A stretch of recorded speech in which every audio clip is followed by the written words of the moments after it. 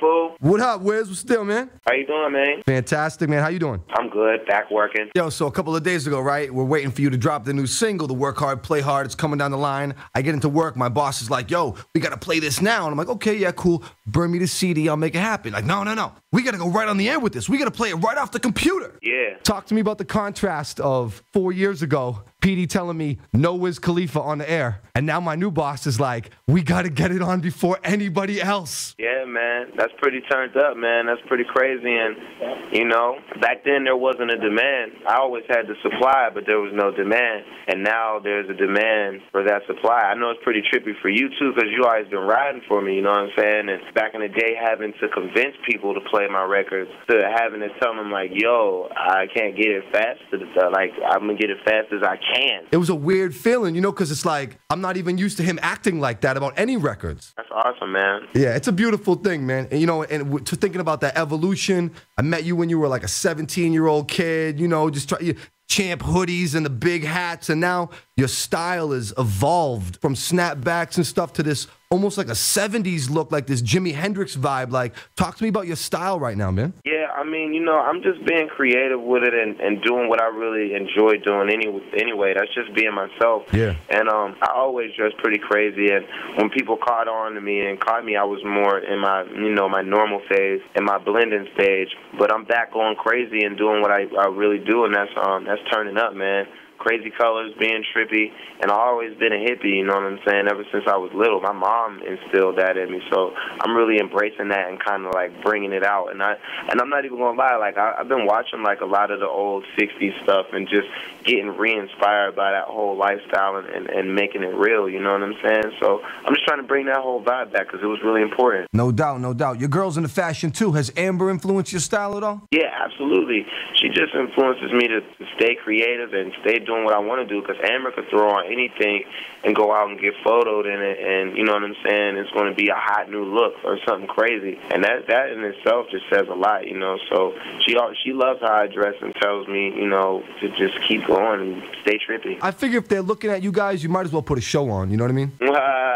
Put a show on, like TV? Pay-per-view at least, you know what I mean? Yeah, you guys got a date for this wedding yet? It's going to be next year sometime. We don't got an official date, but you know you're going to be there. You family, bro. Come on, dude. TGOD, son. Let's get it in, man. Hell yeah. Come on, man. Okay, so this new Work Hard, Play Hard, like, why was this the first one that you put out? Obviously, the record is crazy. Like, the instant impact that it made was a beautiful thing, but why did you choose Work Hard, Play Hard as the first go-around, man? I figured, man, it was just the perfect record to start it off with, especially the same way we did Black and Yellow, you know what I'm saying? The rollout for it was pretty similar.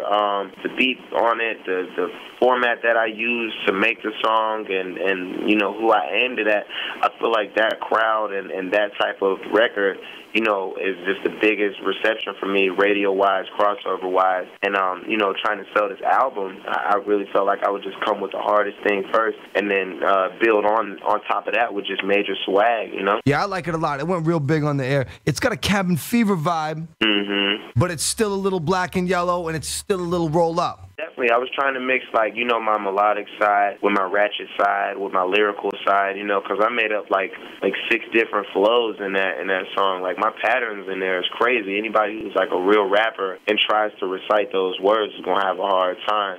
You know what I'm saying? So we put a lot into it, and it's just a great record to play. Like, kids could sing it, which is always good, you know. So we getting it in, man. You know how we do. Of course, man. What's the second single? I haven't decided on the second single yet. I'm definitely going to, I don't know if you guys heard the record with me and 2 Chainz, but we're going to shoot a video for that too. I mean, I don't know if anybody knows it, but that's going on my album for sure, and you'll see a video for that too. Yeah, the record that really is moving right now for me when I'm DJing is that My Favorite Song. Oh, yeah, that's off Taylor Alderdice, man. Yeah, I like that one. Juicy J is definitely going to be on the album, right? Yeah, of course.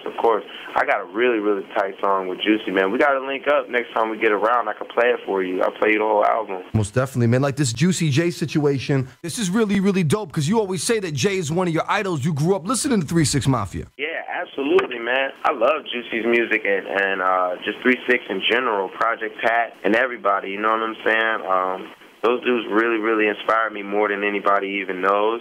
And to just be cool with him and make music and be in the same, you know, creative space as him has been a dream come true. Because I tell him all the time, you know, when I was like 14 or 15, that's what I wanted to do. I wanted to get signed to 3 6 Mafia. You know what I'm saying? I was like, man, if 3 6 would just sign me, I would be making these songs. I'd be talking about getting high all day. And now it's like, you know, it's happening. It's crazy that you end up signing him. Mm-hmm. Being influenced as a listener is one thing, but being in the studio with Jay, how has that changed your songwriting process? It changes it because it just makes you think about the beat differently, because Juicy is really unique because he can hear any type of beat, but he'll make it into a Juicy J song. You know what I'm saying? Yeah, yeah. And the way that I might think about a beat or approach it, he'll think about it totally different and approach it totally different. So when we come together, those two different aspects on the same song, it usually gels and makes like a crazy mixture, you know? It's wild. o.n.i.f.c, when's the date on that? It's coming out in late August. Okay, that's cool. That's enough time. Drop a couple singles, ramp it up, tour this summer, set it off right for school coming back. Exactly. Really let people live it out, man. No doubt. Looking forward to it. That Taylor Alderdice mixtape is out on the line right now. You can go download it for free. Wiz, congratulations. Seeing you win like this, it's unbelievable. It's a miracle. It's a beautiful thing. I appreciate it. You know, like, we get happy to see each other, man. So it's all love. You know, it ain't never going to change either, fool. My man. Now, tell Will and Chevy and them I said what's up. Okay, they're right here. They hear you. Yo, man. Appreciate you, man. We'll see you next time you hit D.C. Okay, thank you, Peter. I appreciate you too, bro. Yeah, all right. Talk to you soon, Wiz. All right, good luck, brother.